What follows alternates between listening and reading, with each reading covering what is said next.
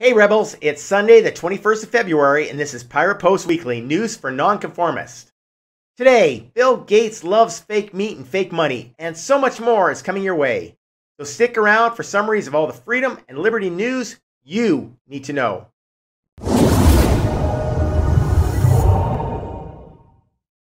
So, it looks like Facebook users in Australia can finally stop worrying about the blatant big tech censorship and one-sided presentation of the news. Because in a February 17th blog post, Facebook Australia and New Zealand told users in Australia that they would ban the sharing and viewing of all news from down under on their platform. According to SBS News, Facebook users awoke Thursday morning shocked to find all prior Facebook posts to major news accounts had already been removed, with websites given notification they were no longer able to post. Facebook's blog post blames this radical move on proposed Bill 2021 News Media and Digital Platform Mandatory Bargaining Code. The Australian House of Representatives proposed to create a code of conduct between news media corporations and digital platforms like Facebook. In other words, digital platforms like Facebook and Google would be forced to pay the media companies for any of the media and the news that they get shared on the platform. Like most things the government gets involved in, though, they make these rules and screw things up by not really understanding the landscape of what they're dealing with. According to Facebook, the proposed law fundamentally misunderstands the relationship between our platform and publishers who use it to share their news content. It has left us facing a stark choice: either attempt to comply with a law that ignores the reality of our relationship, or stop allowing news content on our services in Australia. With a heavy heart, we are choosing the latter. In Facebook's view, only about 4% of the posts that are displayed on the timeline were media shares anyway, so it really doesn't affect them that much. And they say that the media companies are going to suffer much more than they will. On the other hand, the director of the Australian Institute Centre for Responsible Technology said that the ban was going to weaken Facebook's value as a social network. He went on to call Facebook's actions arrogant, reckless, and dangerous. Alphabet, the Goliath corporation behind Google, threatened a similar action, but they've since backed off and started making deals with some of the various Australian media companies. But hopefully I'm not the only one who sees the inherent problem in that, in having the world's largest search engine displaying only information from specific news sources. Not that that wasn't happening already. Unintended consequences of this action have already been the blocking of legitimate non-media sites. This includes pages from domestic abuse support services, as the algorithm goes out there and attempts to block anything that Facebook has to pay for, proving once again that, as most things in this life, even when the elites fight amongst themselves, it's us, the little guys, who end up getting hurt.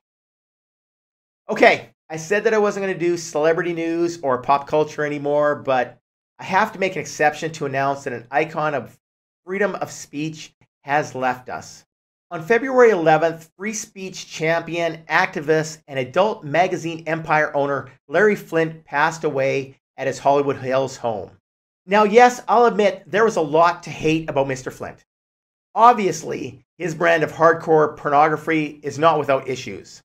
And he was brash, brutally outspoken, and completely uncompromising. According to his nephew, Flynt Jr., he was a rebel with a complex personality. And that's why they made a movie about his life. In fact, even being paralyzed from the waist down in a failed assassination attempt, Flynt stood up for his principles, and he filed a legal motion with the American Civil Liberties Union requesting to stop his would-be assassin's execution. He told CNN that he was against the death penalty because the government has no business at all being in the business of killing people.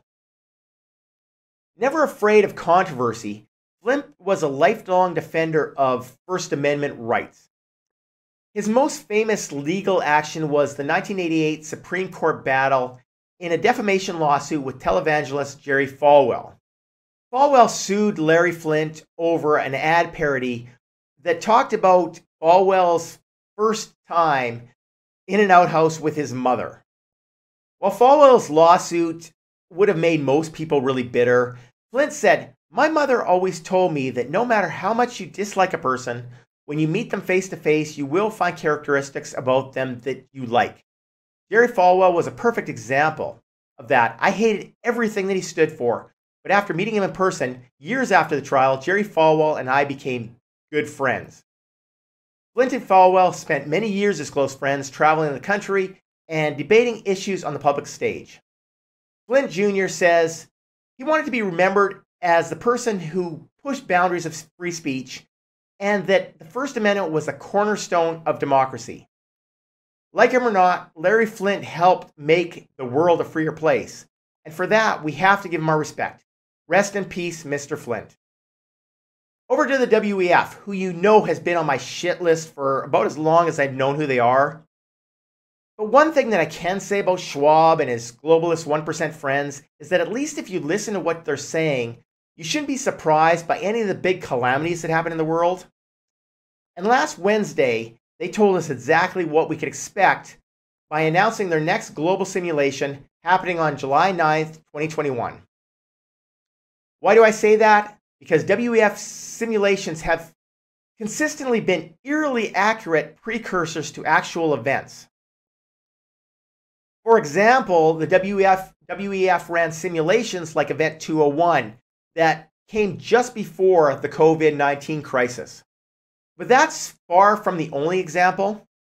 Now, of course, there's many experts out there that report that those coincidences are actually predictive programming and that they happen because the WEF and their friends are actually causing those events. But it's really easy to start going down a rabbit hole and investigating those theories. And according to many people, it's more likely that they're just really good at predicting those things happening.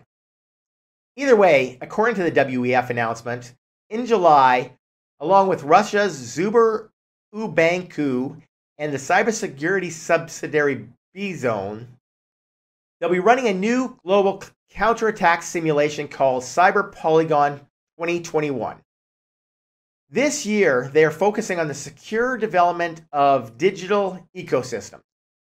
According to the bank, speakers are going to discuss things like key risks, and they're going to share best practices in regards to digitalization. Dmitry Samartsev, the CEO of Bzone, says that this poses many high risks since the resilience of a large number of components determines the well-being of the entire global community. And Craig Jones, the cyber crime director at Interpol, adds, "We need to build resilient, agile, and sustainable ecosystems to be able to overcome the challenges and threats given the ever-evolving nature of cybercrime." The live stream of these simulations bring together millions of spectators from around the world. Last year, 2020's event, over 5 million people attended from 57 different countries. All of this is especially concerning right now because several months ago, the WEF formally announced its movement for a Great Reset.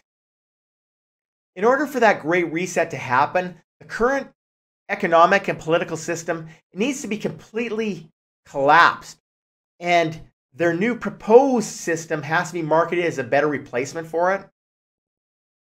According to journalists Johnny Vedmore and Whitney Webb in a really in-depth essay on UnlimitedHangout.com, a massive cyber account such as the one that they simulated at Cyber Polygon 2020 would allow faceless hackers to be blamed for an economic collapse, thus absolving the real financial criminals of responsibility. Regardless of that, given the WEF's success in predicting these types of events, you know what you need to look for next.